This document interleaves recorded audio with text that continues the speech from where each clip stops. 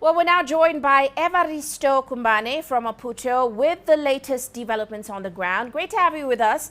Now, of course, we're getting a lot of reports coming out of Mozambique right now, including that President Nyusi has, of course, had to leave the country, or the capital, rather. What is the latest on what's going on there? Well, it's not very clear whether the president has left, actually. There are conflicting reports about that. No one is able to confirm. But of course, he was seen boarding a helicopter from above the president's office, actually at the height of the confusion here at Maputo.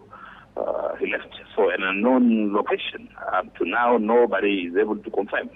There are speculations, of course, in the media, social media, left Maputo for somewhere inside Mozambique, or may have left the country.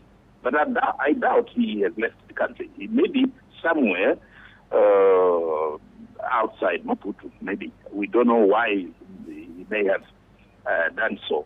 Another possibility is that, well, by the time he wanted to leave the office, it was not possible to drive on Maputo roads. So I doubt how he could drive his motorcade in very blocked roads. All the roads in Maputo city had been blocked by that time he wanted to leave. So he might have opted for a helicopter to leave the office. All right. Well, what is going on currently on ground? Because we know President Nyusi, had called the presidential candidates to a special meeting on Tuesday. They were looking to discuss the post-election situation. Do we know what was discussed at that meeting and what was the outcome that has now led to where Mozambique is now? That meeting actually was a failure. They only met for a few minutes, around half an hour, simply because the main opposition candidate, Venancio Mondlane, did not attend. Of course, he fled the country for his safety. He feared for his security. That's why he left Mozambique,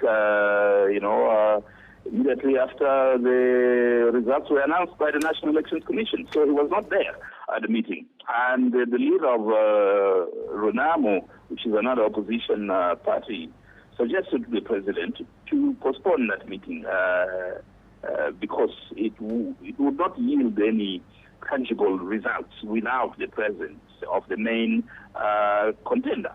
So that meeting actually was fruitless. Well, paint us a picture as to what's happening on the ground right now.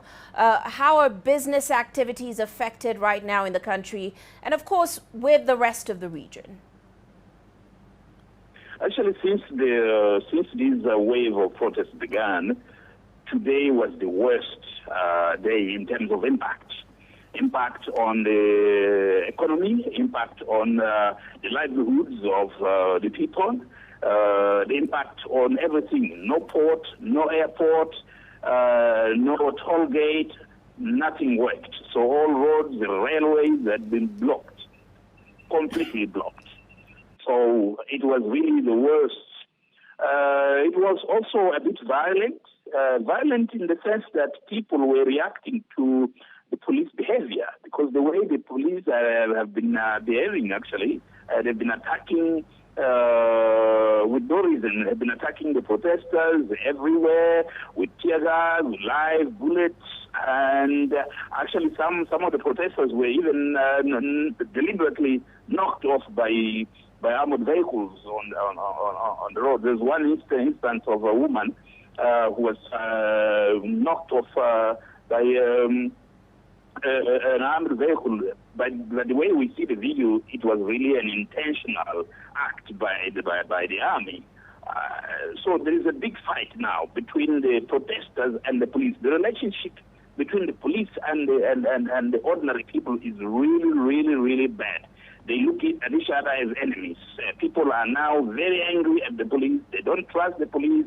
They don't trust members of the army as well. So this is the status quo. It is really bad. We don't know what's going to happen.